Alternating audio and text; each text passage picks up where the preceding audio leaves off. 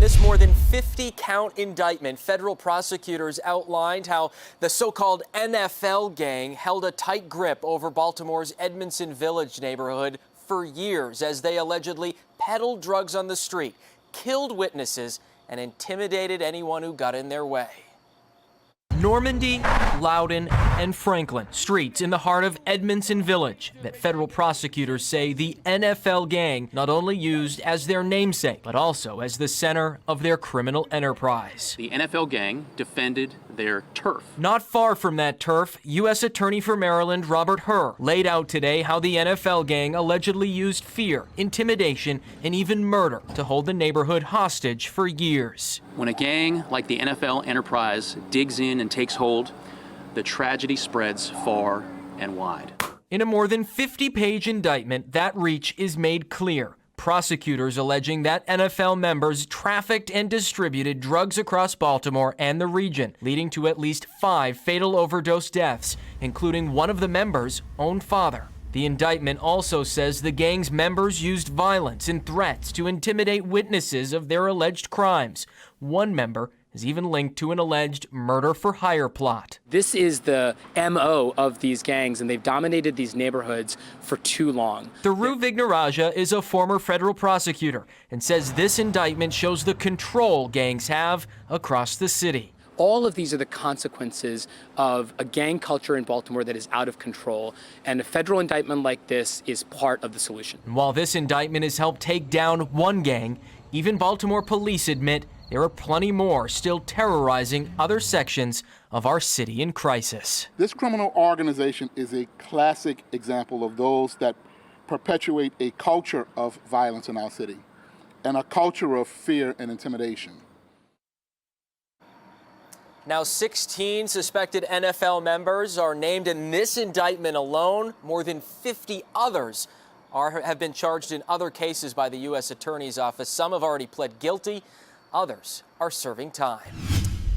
And so Tiara Baker turned herself into police custody yesterday afternoon. But before she did, she and her attorney want to give their side of what happened earlier this week. We know police, though, have been searching for Baker for several weeks now before she turned herself in. The 22-year-old was wanted for robbery and trespassing. And on Monday, county police officers had tracked her down to a downtown hotel and surrounded her vehicle as she attempted to drive away. Police say they identified themselves as officers and ordered her out of her car, but Baker's attorney says otherwise. He says the plainclothes officers never identified themselves as police. Her attorney also says Baker, who's 8 months pregnant, by the way, was too scared to stop. Person comes around the corner, a male, pointing a gun at her. This is Baltimore City, and so she makes a decision to get out of there as fast as possible. She pushes forward, goes around. This officer opens fire, 4 shots into the car.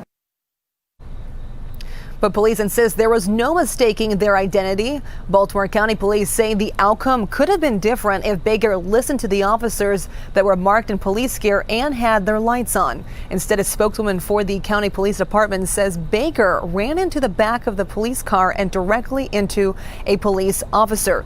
Baker herself says she was actually injured, shot both in the arm as well as her ear. Again, she's due in court later today at 1 o'clock this afternoon. The announcement came with very little warning, met with everything from frustration to celebration tonight.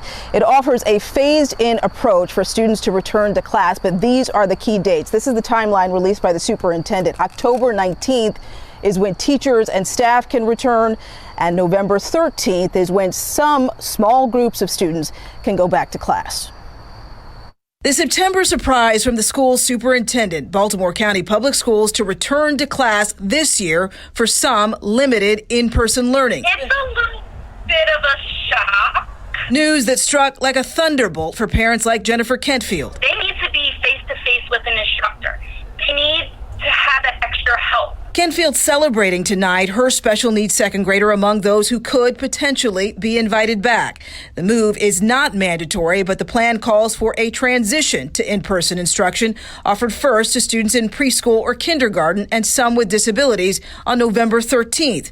Kentfield describing weeks of struggle for her student with virtual learning. Kids were going to be on from 8:45 in the morning until 3:15 in the afternoon. For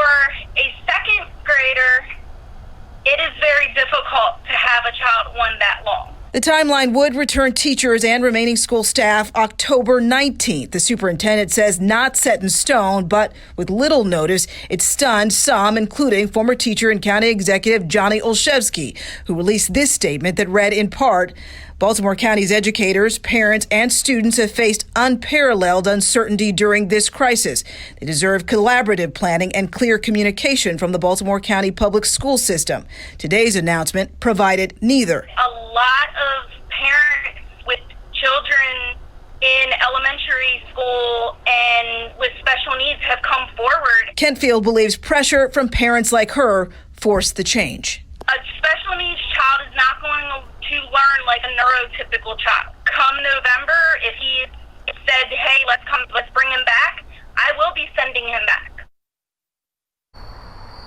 Now, we did reach out to the Teachers Association and the superintendent, Darrell Williams, late tonight. We did not hear back from either, but the superintendent did release a statement earlier today that talked about what you're seeing right now on the timeline, that they will survey students' families beginning in early October to identify who wants to return.